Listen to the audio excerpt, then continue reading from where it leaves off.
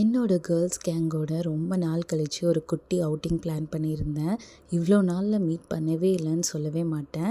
நாங்கள் அடிக்கடி மீட் பண்ணிக்கிட்டோம். பட் வெளியில் போய் இந்த மாதிரி ஒரு ரெஸ்டாரண்ட், கஃபே ட்ரை பண்ணி ரொம்ப நாள் ஆன மாதிரி ஒரு ஃபீல்.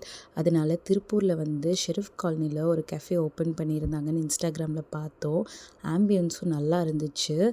ஏஸ்தட்டிக்காக சரி நேரில் போகலாங்கும் போது நேர்லேயும் ஆம்பியன்ஸ் ரொம்பவே நல்லா இருந்துச்சு. பட் ஃபுட் அவ்வளோ நல்லா இல்லை. எல்லாமே ஆவரேஜ் தான்.